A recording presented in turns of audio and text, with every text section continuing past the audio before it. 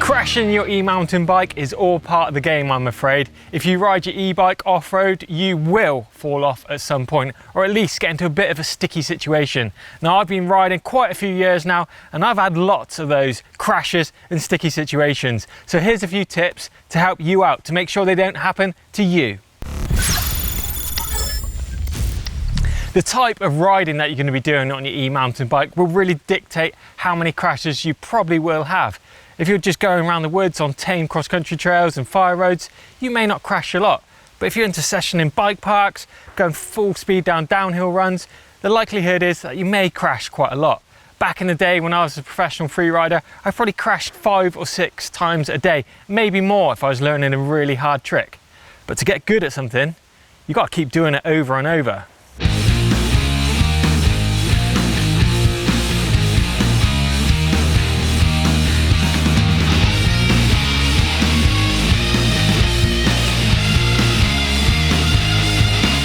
Crashes can happen at any time. It's usually when you least expect them, when you're chilling down the trail just to the car park.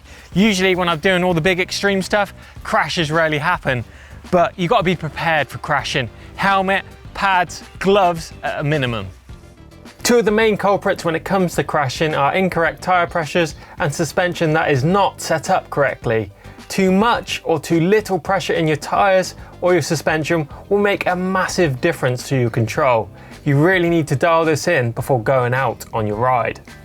One major thing to know is your own personal limits. If you're on the boundaries here and pushing it, just make sure you're wearing the right protective kit and it is the right time to be pushing those limits too.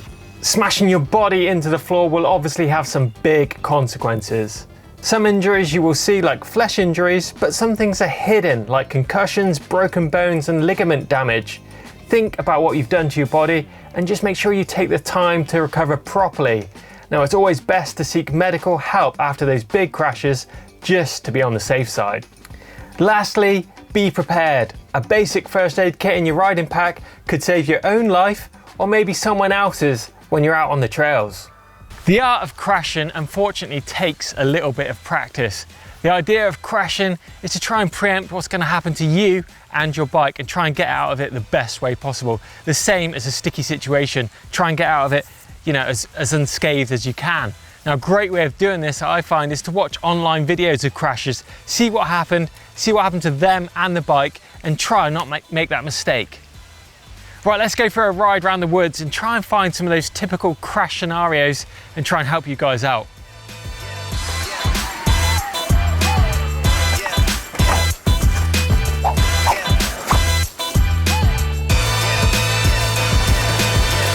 Testing out the limits of what you and your e-mountain bike can climb is a load of fun, but nasty accidents can definitely occur when it comes to climbs.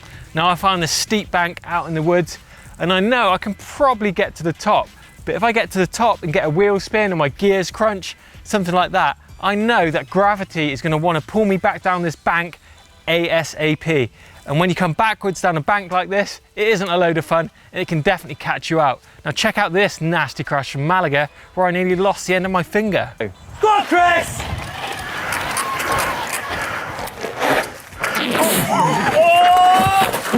You alright? Yeah. You alright? Yeah. What was that? My finger, end of my finger. So what do we do when it all goes wrong on a failed hill climb? Well, first things first, you've really got to be in touch with your bike. You can actually feel that momentum is dying, your grip levels are changing, you're getting wheel spin. Now this should be alarm bells ringing, thinking you need to stop and think about where you're going to put your bike. Now the best way that I've found with this is to try and turn the bike back down the hill whilst holding onto the brakes as it comes round and try and lie the bike into the hill. That way you're not going to get fired back down the bank. And you definitely don't want to be in that situation where you get wheel spin and the bike is still facing up the bank and it fires you off the back. You do a half a backflip and you land on your back down the back of the hill. That is not one I recommend. That's kind of what happened to me in Malaga. So as soon as you feel that traction breaking or you feel the loss of speed, alarm bells ring, turn the bike down and lie it into the hill. That's your safest way, and try and get on it and go back down the hill and maybe give it another shot.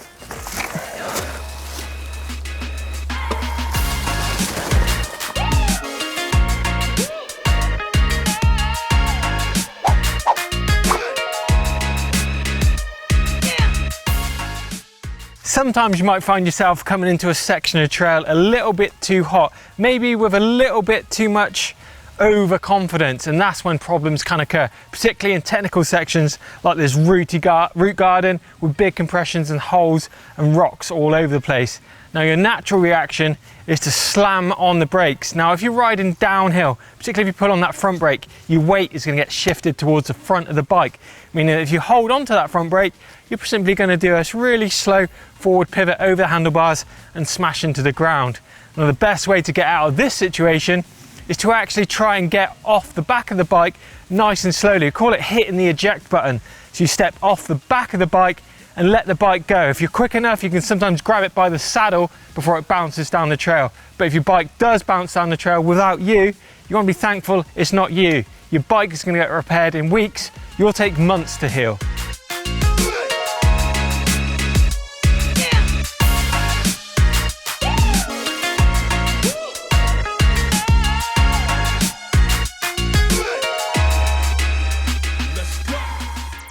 So once you've gathered your thoughts from your ejection from the bike, it's time to think about how you're going to get down the next section of the trail. Now, it's probably the best idea just to hold on to your brakes and walk that next section. It's always going to be there, and there's no shame in actually walking a section. You're going to learn a lot more by not injuring yourself than riding it.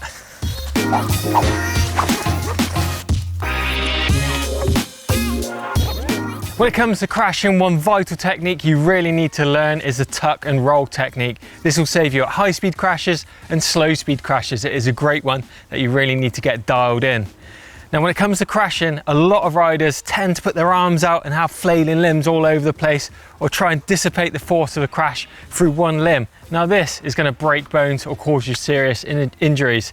The idea is to dissipate the force of the crash through your body. You need to roll up and tuck into a ball, much like a hedgehog when it gets to attack. You want to try and get that energy out of your crash, particularly if you're going over the handlebars. You can put your hands out, you're going to break your wrists or pop your collarbones. You just need to put your forearm down, tuck your shoulder in, tuck your head in, and roll over and flip over onto your back. That way your body's going to absorb all that energy, not just your two collarbones.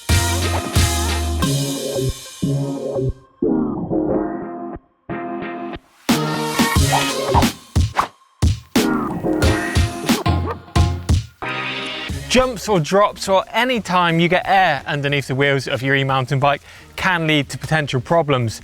Jumps like this, you can either go too slow, meaning you're going to get case or come up short where the back wheel or your front wheel hits the back of the landing and you get spat over the handlebars.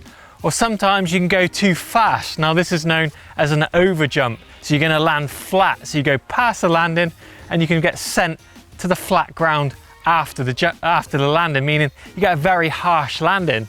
Now the best way to get out of both of those scenarios is to adopt something that I call the safety pencil. Now this is a movement where you go into the jump, and if you think you're not going to make it or you're going to over jump, you pull the front wheel up nice and high, kind of like a ski jumper going through the air. You have the front high and the back wheel down nice and low. So if you case, the only thing that is going to hit is going to be the back wheel, then you're going to get a transfer of weight forward. Now you just need to be ready for that. And the same goes for the over jump. If you miss that landing, the best way to absorb that landing is going to be to get that back wheel down straight away, absorb the shock, and try and stay in control after the landing. Now, some of the main things to think about when you adopt the safety pencil is to keep the handlebars nice and straight, try and keep your weight in the center of the bike, and stay off of the brakes as well. And just be aware of how that force is going to affect you and the bike when the bike touches down onto the ground. If you get a case, you're going to get a hell of a lot of energy, try and fling you forward over the handlebars. And the same on the over jump. If you land flat, there's going to be a lot of energy going into the middle of the bike. It's probably going to try and chuck you off the back. So just think about that energy and hold on as hard as you can. So there you go, a few tips and techniques to hopefully stop you crashing or maybe get you out of a sticky situation. But if you have crashed and got it on video, be sure to send it in to us here on eMBN using the upload service. The details for that at the bottom in the description. Give us a thumbs up if you enjoyed it. Make sure you subscribe to us here on eMBN and give us a find and a follow on social media too. Cheers for watching and happy crashing.